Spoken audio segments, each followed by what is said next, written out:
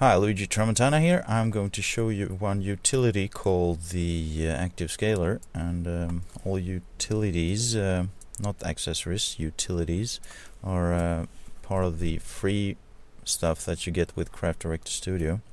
And what do we have here? Well, the ActiveScaler scales. That's what it does.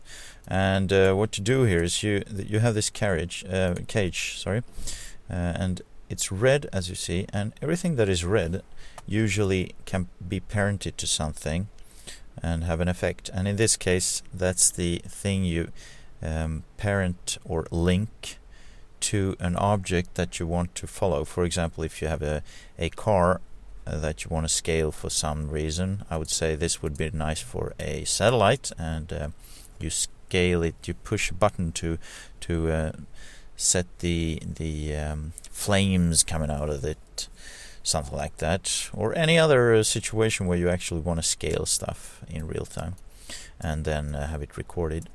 And if we look at the parameters here, it actually only has parameters in all directions here, and the response factor is how quickly it responds to your input device. So if you click a button, then how quickly does it respond to that button click, and how smoothly. And then you have the minimum,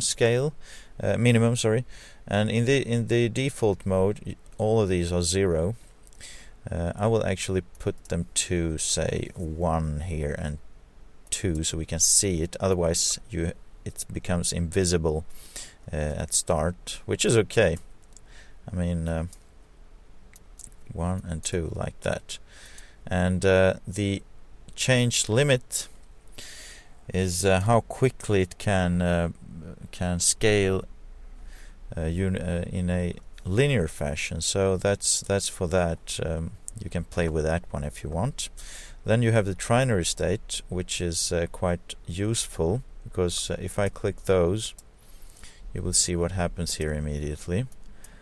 Now the ActiveScaler has some inputs. It has 3 inputs that you can bind, and then for the spinners as usual. And for the forward, I can just I want to use it on my keyboard here, so I just click up. I don't want to make the scale negative. So as you see here, I scale all scales to the same, and next I will just scale them to different ones. But right now I just press record here, and let's see what happens when I click up. It scales. And when I release the button, because this is a trinary state, so I just press it once more here, up, bang, and it shrinks, bang, and it rises up, bang, and it scales down back. And as you saw here in the parameters, I will not do that here because it's so obvious, but if you change the maximums here in different direction, forward, backwards, right, left is this way, the x-axis, and this is the z-axis, and the y-axis in Max Z is upwards usually, and up down is in the y or z if you're in Max. So that's how this little thing works. And as I said, you attach this, or you link it, parent it to something, and make it follow, and then you can scale something relative to whatever's moving. So that's actually what I'm going to show you. I can also, well, let's have a look at the change limit speed here. If I put those to 1, say, and I uncheck these ones just to make it a little bit different, because then I need to press the input to make that scale. And let's make this one to 10 there, and yeah,